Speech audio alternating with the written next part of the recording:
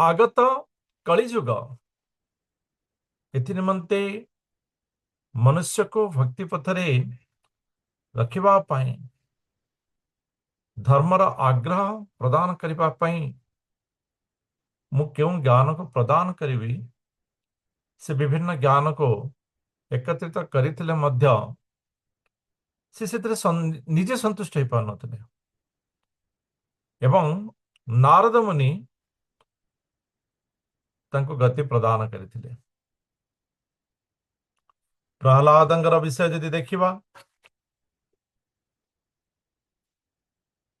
नारद मुनि गति प्रदान करिथिले।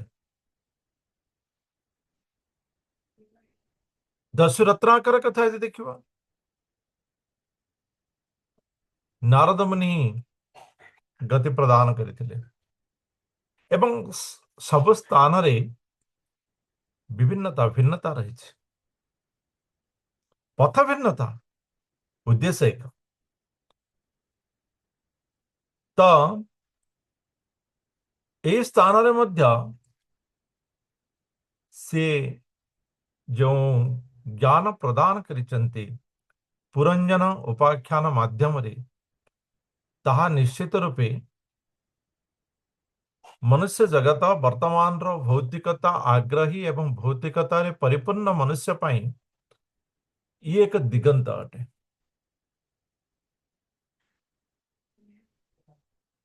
प्रकृत रे राजा पुरंजन शांति प्राप्त करबा पे बाहरी थिले एवं मध्यरे से राजकुमारी को विवाह कले एवं विवाहर विषय से एते मजी रहिले जिजन मैथुनादि गृहमेदि सुखं ही तुच्छम माने केवल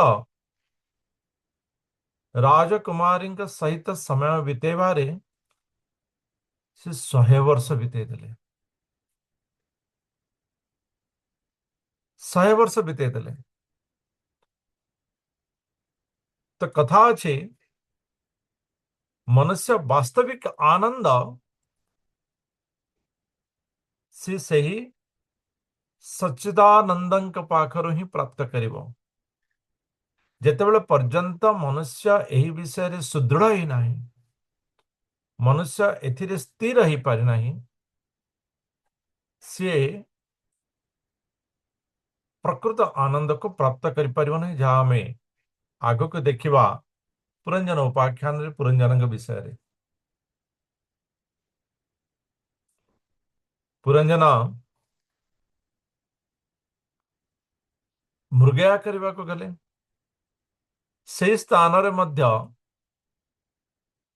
से निजर जो धर्म को पालन करबा कथा ताको भी उल्लंघन करी गले। मनुष्य जेतेबेले आवेग भितर आसी जाए वास्तव में से तार प्रकृत धर्म को भूली जाए। तो ये आवेग मनुष्यर कामनार सृष्टि होता है मनुष्यर कामनार सृष्टि होता है तेणु ए आवेग को नियंत्रण करवा ये निहाती दरकार तेणु ए आवेग को नियंत्रण करवा निहाती दरकार एवं एथि निमंते पाखरे गुरुंकर आवश्यकता होता है जेमती कि छोट पिला एमती कोई माने कौन सी पिला नहीं जी कि भूल करी नहीं एमती कौन सी भी पिला नहीं जी कि भूल करी नहीं भूल तो है किंतु ताको पुनर्वार गति प्रदान करबा पई पुनर्वार माने ट्रेन को पटरी आनिबा पई पिता माता कौन करथांती जगी रहिथांती से तो कहा जाए प्रथम गुरु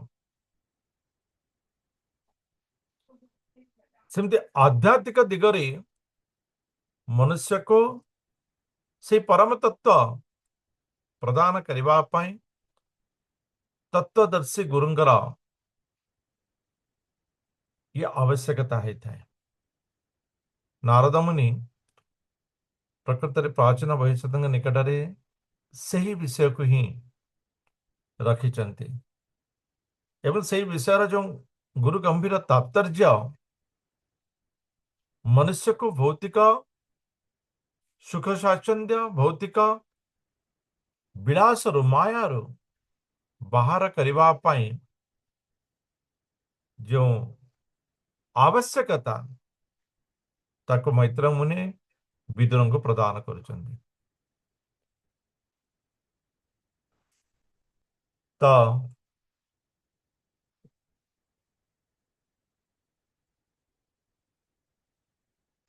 पुरंजन बहुत निज विषय कहले जो मु वीर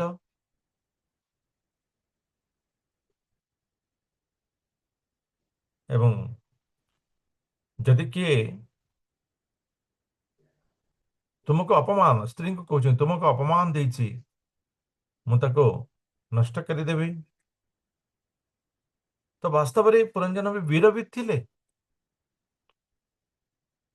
किंतु वीर वीरत्व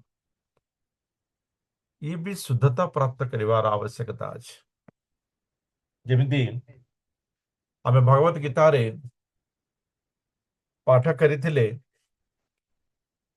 जे कर्म युक्त आसक्ति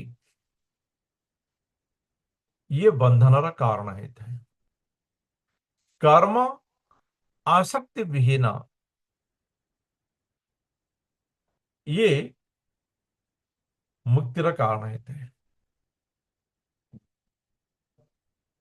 तो आसक्ति ही गोटे विषय जहाँकि मनुष्य को मुक्ति प्रदान करिता है बा बंधन रे बांधिता है।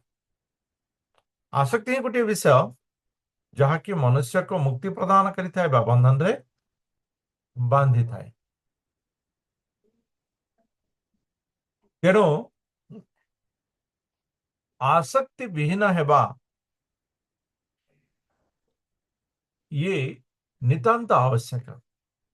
ठीक यही जगह मध्य हमें देखिबा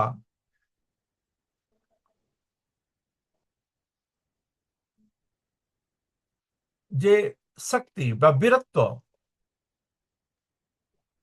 जदि ताहा नियंत्रित मन सहित ही थाए तेबे सही वीरत्व ताको आध्यात्मिक दिगरे नहीं थाए। किंतु सही वीरत्व बा सही बल यदि ताहा मन संयमित न थाए असंयमित मन रे ही थाए तेबे ताको पतित ही करिवो। अब मैं देखी बहुत लोक अच्छा विभिन्न प्रकार कुश्ती कसरत करी पूरा बॉडी बिल्डिंग कर बहुत बड़ा बड़ा डेना बहुत बड़ा आप मैंने देखी किंतु वास्तव में यार आवश्यकता कौन आवश्यकता को जिते पर्यंत आम न बुझा तेरे ये सब किसी मूल्य ही रहा ये सब मूल्य ना जो आम तार आवश्यकता प्रकृत आवश्यकता को बुझी नवा सेते मनुष्य उत्तम गतिपथ को प्राप्त करना जमती कि गोटे विषय थिला जने गुरु नानक से सबुदिन कौन करती पक्षी मान को खाद्य प्रदान करते तो दिने ए प्रकार बसी खाद्य दवा समय एक दो तीन चार एमती गणी गणी दौरान तो 12 आसला तापर आसला 13 हिंदी में ताको 13 कह 13 तो 13 कहबार आउरी गोटे भी अर्थ अर्थ अच्छी तो से दिन ନାରଦଙ୍କର ମନରେ ଆଉ ଗୋଟେ ବିଷୟ ଆସିଲା। ବହୁତ ଦିନ ହେଲା ସେ ପକ୍ଷୀକୁ ଖାଇବାକୁ ଦଉଛନ୍ତି, ସବୁଦିନେ ତେରା ତେରା କହୁଛନ୍ତି, କିନ୍ତୁ ସେଇଦିନ ତାଙ୍କର ମନରେ ଆସିଲା, ଆରେ ତେରା ये तो तेरा है, ये तो तेरा है, मेरा क्या है। वास्तव में मेरा क्या है, मेरा तो सिर्फ भगवान है। तो ତାଙ୍କର ଜୀବନର ଗୋଟିଏ ବହୁତ ବଡ ପରିବର୍ତ୍ତନ ଆସିଗଲା। ଜୀବନରେ ଏକ ପରିବର୍ତ୍ତନ। ତ ସେହି ବିଷୟକୁ ହିଁ ଯେତେବେଳେ ଆମେ ତତ୍ଵର ସହିତ ବୁଝି ନେବା,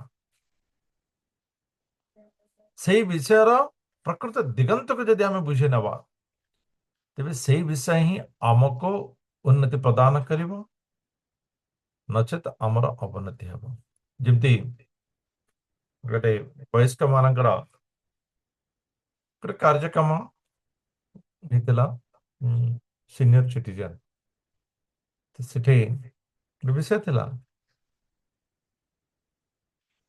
ଯେ ବୟସ୍କ ମାନେ ବହୁତ ଟେନସନରେ ରହୁଛନ୍ତି, ବିଭିନ୍ନ ଜଞ୍ଜାଳ ଭିତରେ ରହୁଛନ୍ତି।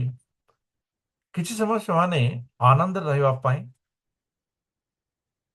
ଜଣେ କମେଡିଆନ ଯିଏକି ହସେଇ ପାରିବ ତାକୁ ଡାକି ଆଣିଥିଲେ। ଗୋଟେ ଅଧଘଣ୍ଟା ଖଣ୍ଡେ ସେ କିଛି କହିଲେ, ସମସ୍ତେ ହସିଲେ, କିଛି କିଛି ହସ କଥା ରହିଲା, ହସିଲେ ସମସ୍ତେ। ଇଏ ଅନୁଚିତ ନୁହେଁ, ଠିକ ଅଛି, ଇଏ ଠିକ ଅଛି, ଇଏ କିଛି ଆନନ୍ଦ ମନୁଷ୍ୟକୁ ଦେଲା। କିନ୍ତୁ କଥା ଉଠିଛି, ସେଇ ଆନନ୍ଦ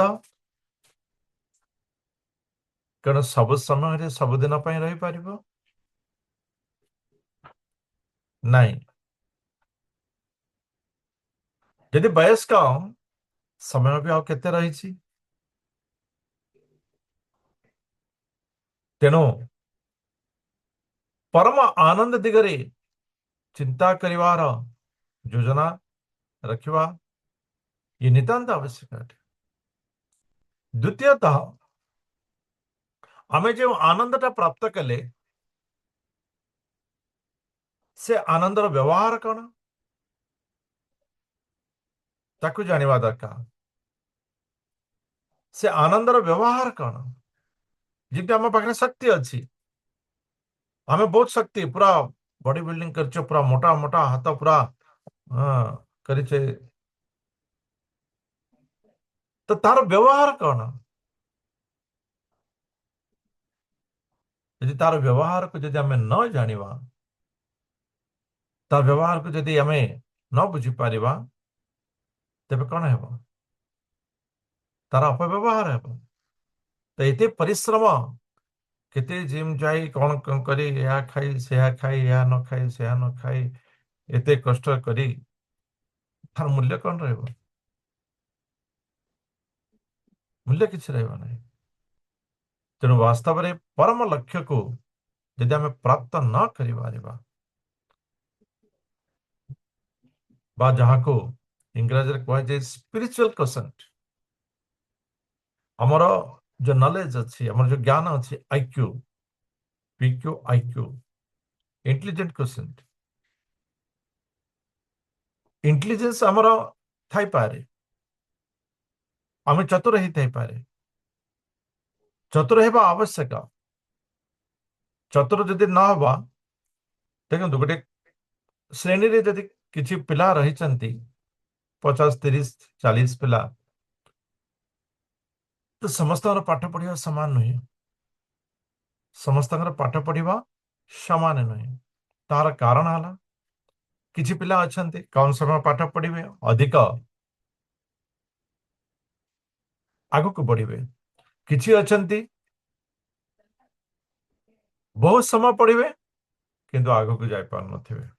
ହଁ, ଆମେ କହିପାରିବା ଯେ କାହା ପାଖରେ ମନେ ରଖିବାର ଶକ୍ତି ଟିକେ ଅଧିକ ଥାଏ, ଟିକେ କମ ଥାଏ, ହେଇପାରେ। କିନ୍ତୁ ତା ପଛପଟେ ଆଉ ଗୋଟେ ବିଷୟ ରହିଥାଏ, ଟାଇମ ମ୍ୟାନେଜମେଣ୍ଟ।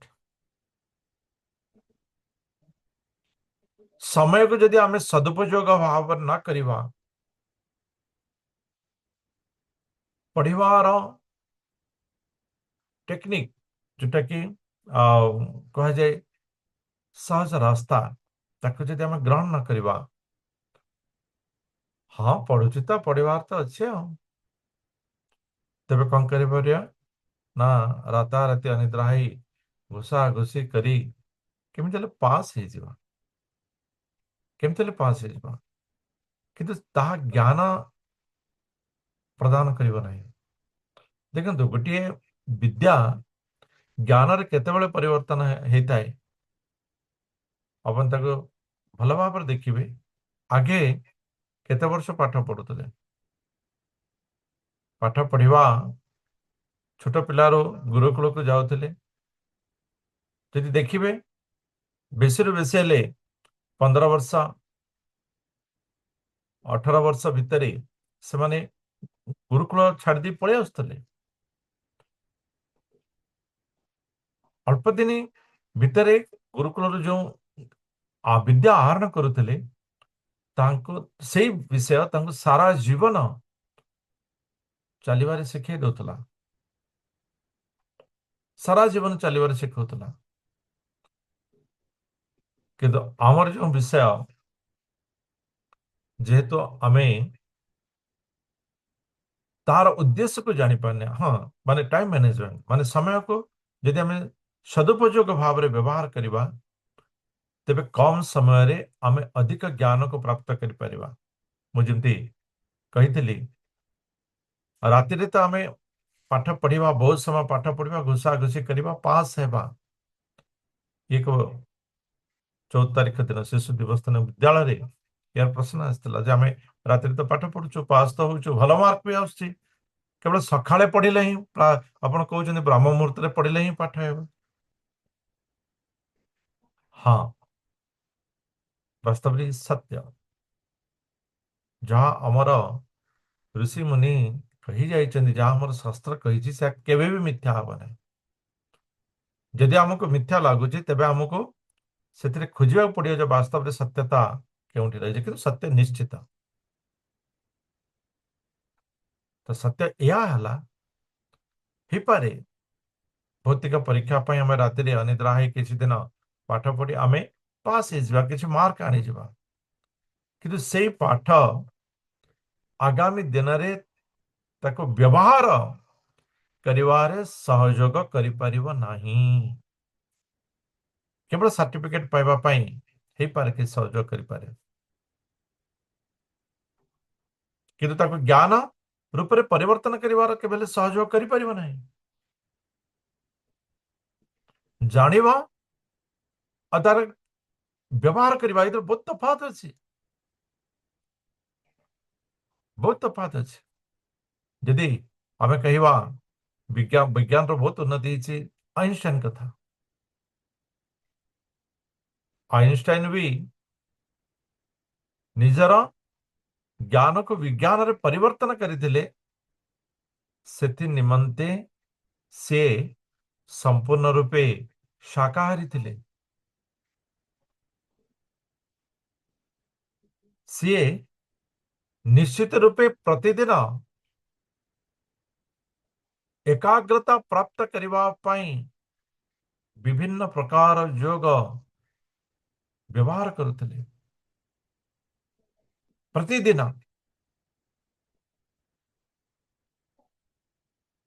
तेणु ताहा ही तांको ज्ञान और विज्ञान को परिवर्तन करिवारे सहयोग कला। आगु तो भी से विषय थिला, एमिति नहीं जे से किछ नवा विषय बाहर कले, आगु से विषय थिला, कि से विषय को समस्त आग को आनिबा, से विषय रे उन्नति करिवा, ये केवल ब्रह्म मुहूर्त र प्रभाव एवं एकाग्रता मनर प्रभाव अटे। तेणु राति रे बस पाठ पढ़िबा, पूरा परीक्षा दबा पास ही जीवा एवं प्रतिनित्य ब्रह्म मुहूर्त रे विद्या को अर्जन करिवा, ये दुई जन के भितरे निश्चित रूपे आध्यात्मिकता, चारित्रिकता एवं जो सरलता तार प्रभाव हमें देखि पारुथिबा, निश्चित रूपे ता पाखरे प्रभाव देखिबा। तेणु हमको समय अनुसार कर्म करने को आम जो विषय को संचय करुचे तार उत्तम व्यवहार आम पाखरे लक्ष्य रहा आवश्यक अटे। यदि आम लक्ष्य न रखा तेबे तार अपव्यवहार आम भी देखा किसी दिन जदि आम भागवतम क्लास कले भगवत गीता क्लास कले आमको लगे अरे भागवतम विषय तो मुझे बहुत जिन जानी देख सी कि जानी सी कि जानी सी कि जो जो जानी ना से आखि जीव से कि जानी ना से भागवत विषय के शुणु ना मु तो भागवत विषय सबुदिन शुणुची मु भगवत गीता विषय सबुदिन शुणुची मु बहुत बड़ा आध्यात्मिकता यहाँ से जाए निज भर बहुत आध्यात्मिकता आसे कहीं बहुत जिन जानला लगे कि वास्तव में जदि देखा किसी ना किसी ना जिते बड़ा पर्यंत आम भगवत शरणागत न होइचे ये सब जानिबा सब किसी मूल्यहीन अटे सब किसी मूल्यहीन अटे। तेणु प्रकृत में जहाँ को प्राप्त करुचे ज्ञान को प्राप्त करुचे ताहा परम लक्ष्य रे व्यवहार करिवा बा परम लक्ष्य रे आगु को बढ़िया दरकार। तेणु से लक्ष्य को प्राप्त करिवा से लक्ष्य रे आगु को बढ़िवा ए विषय को जदि आमे बुझी पारिबा तेबे प्रत्येक विषय भितरे आमे भगवान को खोजी पारिबा वास्तविक तत्व को खोजी पारिबा एवं से तत्व रे आमे से परम तत्व को प्राप्त करि पारिबा जहाँ वास्तव रे जीवन लक्ष्य अटे।